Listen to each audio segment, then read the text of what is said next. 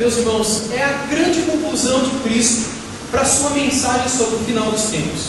Muitas pessoas dizem muitas coisas sobre o final dos tempos, mas essa é a própria mensagem de Cristo sobre os seus últimos dias, aliás, os últimos dias dos homens sobre a terra. O que vai acontecer? São grandes sinais daquilo que Cristo prescreveu, profetizou que aconteceria no fim dos tempos. Ele disse que algumas coisas aconteceriam nos últimos dias, e era necessário que nós estivéssemos atentos a tudo isso para que nos mantivéssemos de pé antes de sua vinda. E esse daqui é o grande finale, né, que nós falamos como nós falamos na música. São as últimas palavras em que Cristo aponta três coisas. São elas o seguinte: conclusão de Cristo. Isso é muito prático, né? Nessas suas últimas palavras. Ele fala sobre o nosso perigo espiritual, sobre sua repentina volta, e ele fala sobre os nossos deveres. Então vamos para a sua primeira palavra. Jesus fala aqui sobre nosso perigo espiritual. Essas palavras aqui são dignas de admiração da nossa parte. Por quê? Porque essas palavras, elas não são dirigidas para os fariseus, elas não são dirigidas para os religiosos, aliás, para os saduceus e incrédulos, que não acreditavam em ressurreição em nada, para os fariseus que eram lascivos e impuros e imorais, eram religiosos, mas que viviam na prostituição, eram na aparência de todos como homens de Deus, mas ninguém sabia que por trás eram envolvidos com prostituição, lascívia e pecados terríveis. Ninguém sabia do coração desses homens. E Jesus não traz essa palavra para esses homens. Ele não diz isso para os herodianos, aqueles soldados, aqueles responsáveis na região de Jerusalém, do Império Romano, ali na cidade de Jerusalém, pelo governo da cidade, que eram homens devassos, homens impuros, homens não comprometidos com Deus. Jesus não diz isso para essas pessoas. Cuidado com a orgia, cuidado com a embriaguez. Se Jesus tivesse dito essas palavras para essa gente, é entendido, mas ele disse para que Pedro tomasse cuidado com a orgia, para que Tiago, João e André tomassem cuidado com a embriaguez. Ele disse para os seus discípulos acerca do perigo que, com o crescimento desses pecados no mundo, nosso coração ficasse sobrecarregado com tudo isso.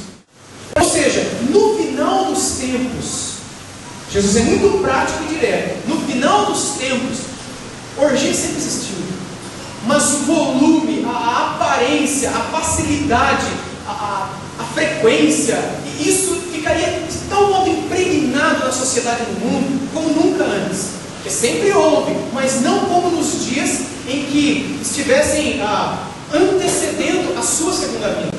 Ele disse: cuidado, porque com o crescimento do apelo sexual, da cauterização da consciência e do coração com relação à imoralidade sexual, você assiste uma televisão e escuta um jovem falando com uma jovem coisas que não agradam a Deus, ferem o coração de Deus, e muitas vezes nós que estamos acostumados com a Bíblia, com a palavra, com o cristianismo, falamos: mas hoje é assim mesmo, no casamento é assim mesmo, na juventude é assim mesmo. A gente vê outras práticas, outros costumes, outros hábitos que são vivenciados em níveis sexuais, homossexualismo, lesbianismo, orgias, bestialidade, sexo com animais, pedofilia, sexo com crianças.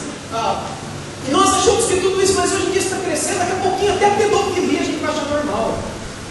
Incestos, quantos incestos?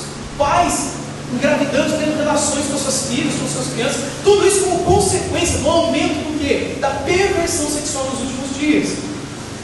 E Jesus ele deixa claro que no final dos tempos seria normal. A gente olharia para isso e seria normal. O próprio povo de Deus estaria embriagado dessas coisas.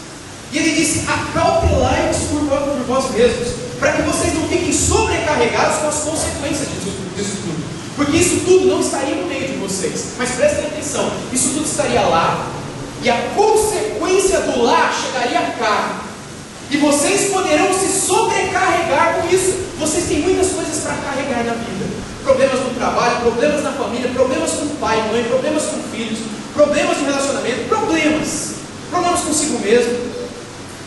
Coisas que vocês têm que carregar na vida. Mas tomem cuidado para que as consequências da orgia lá fora também não sobrecarreguem os seus corações. Porque é possível que, a despeito de todas as lutas, problemas que você já vive na sua vida, você ainda traga para si as consequências do aumento da orgia da perversão sexual, da perversão moral, da embriaguez, das preocupações com a vida. Gente, isso para mim é fantástico. Porque Jesus coloca no mesmo pé de igualdade orgia, embriaguez e ansiedade.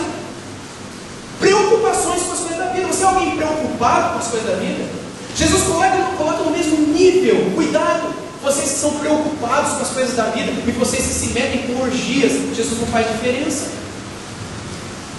Jesus, ele coloca de alto a baixo o pecado aqui. Ele diz para Deus, não há diferença entre aquele que se sobrecarrega com o pecado da orgia ou da embriaguez lá, e aquele que, ansioso que é, se desespera, arranca os cabelos, come as unhas e os dedos e o braço, né? De preocupação com os problemas da vida. Porque tanto aquele que está lá está longe de Deus, como o que está cá também. Porque aquele que está lá não sabe de Deus, e esse que está cá, ele sabe, mas não confia. Sabe, mas não descansa. Sabe, mas não tem a paz que excede todo o entendimento. Ou seja, está, mas não está. Quantas vezes o meu coração já esteve dessa maneira também? E é muito interessante que aqui Jesus fala que no final dos tempos, essas consequências do aumento da ansiedade, e hoje em dia ansiedade, depressão é coisa do século, né? Todo mundo tem isso. É a mesma coisa que virose. Você chega com uma criança no hospital, o médico não sabe o que é, ele fala que é o quê? É virose. E você toma um remédio pensando que está resolvendo uma coisa, mas com efeitos colaterais você destrói outros, e talvez nem aquele é o teu problema. Mas a Bíblia fala que a nossa alma ela é preciosa aos olhos de Deus, e Deus pode curá-la completa e perfeitamente. E que nós, nos últimos dias, deveríamos tomar cuidado para que a consequência do aumento da orgia, da embriaguez e da preocupação com a vida, as preocupações, aquilo que deixa a gente louco, Deus ele quer que vocês fiquem longe de tudo isso. Deus quer que vocês tenham paz no coração. Eu também. Deus quer que nós, como é que Jesus falou lá no Monte Sinai? Jesus mesmo, né? Ele é Deus, ele falou com Moisés: não matarás, não adulterarás, não dirás falsos testemunhos. E os 10 mandamentos. Como é que ele fala lá num dos montes em Jerusalém, em Israel? Ele fala: não andeis ansiosos, não olheis para o corpo da mulher do outro, não odiarás o teu irmão no teu coração, não andeis ansiosos. Paulo repete isso em Filipenses 4. Não andeis ansiosos, porque a ansiedade é um pecado. Talvez você nunca tenha ouvido isso, mas a Bíblia, ela te proíbe de ficar ansioso, porque você tem um Deus que é todo poderoso, e é um Deus bondoso. E se Ele é bondoso e generoso, e todo poderoso, você vai se preocupar com o que? Fala para mim. Ele cuidará de você, mas Ele só pede para você espere, confie. Ele quer que você entre nessa fortaleza da alma. Ele quer que você tenha Ele como teu libertador, como a tua esperança, como a tua rocha. E Ele sendo isso, Ele vai dar calma para a tua alma. A palavra dele diz isso. Você acredita na sua palavra? Por causa de temores, de ansiedades, de angústias. Gente, tem muita gente na Bíblia que passou por depressão. Quer alguém mais do que esse homem aqui? Que daqui a algumas semanas nós veremos ele sondo gotas de sangue no Monte das Oliveiras, lá no Getsemane, angustiado de só, dizendo: Deus, se é possível, afasta de mim esse cara de sofrimento. Eu não quero passar por isso. Claro, mas existe. Jesus passou por isso. Ele sabe que é sofrer. Mas o que ele fez? Que você e eu devemos fazer também. Ele se pôs diante de Deus. Assim como Jonas fez isso, como Davi fez isso, Abraão, Moisés fizeram isso, Joel fez isso, Elias fez isso, Pedro fez isso, Paulo diz para a gente quantas vezes ele fez isso. E colocou nas mãos do Todo-Poderoso e todo o amor do Bondoso, e esperaram até que Deus restaurasse sua sorte.